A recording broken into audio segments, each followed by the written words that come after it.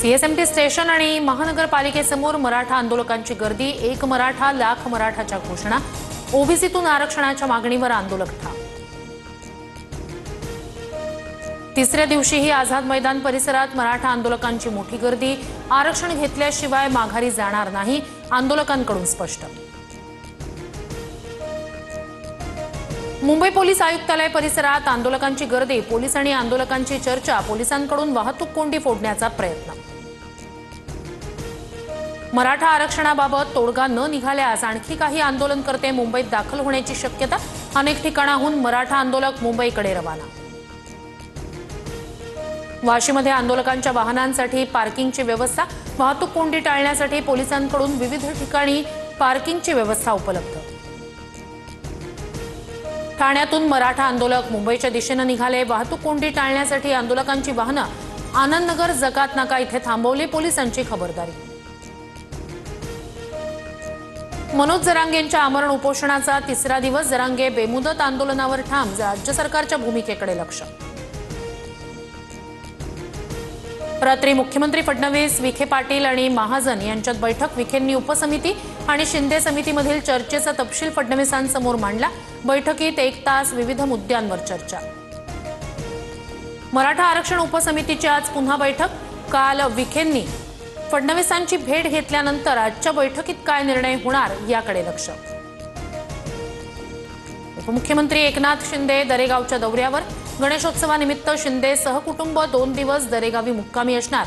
मुंबईत जरांगेंचं आंदोलन सुरू असताना शिंदे गावी गेल्यामुळे चर्चांना उधाण।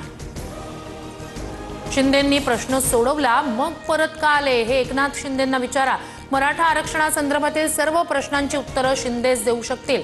जरांगेंच्या आंदोलनावरून राज ठाकरेंचं शिंदेंकडे बोट। राजेश टोपे आज शरद पवारांना भेटण्याची शक्यता। राजेश टोपे मराठा आरक्षणावर पवारांसोबत चर्चा करणार।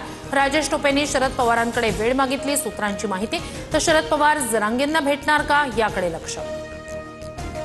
सरकारच्या प्रतिनिधींची जरांगेंसोबत पहिल्या फेरीची चर्चा। मात्र मराठा कुणबी एकच असा जीआर काढा। मराठवाड्यातील मराठा सरसकट कुणबी घोषित करा। जरांगेंची शिंदे समितीकडे मागणी।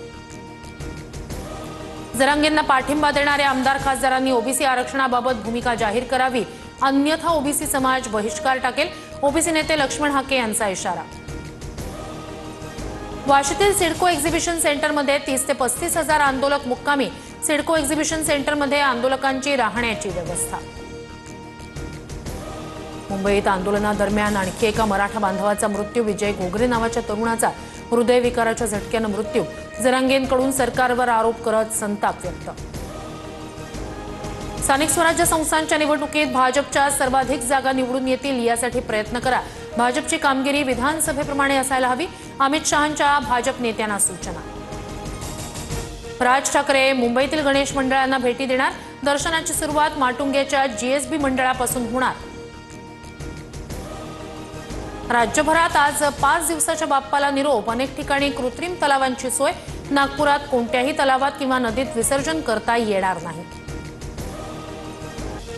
संतोष देशमुख हत्या प्रकरणी वाल्मिक कराडचा जामीन अर्ज बीड न्यायालयानं फेटाळला। प्रकरणाशी कोणताही संबंध नसल्याचा कराडच्या वकिलांचा युक्तिवाद।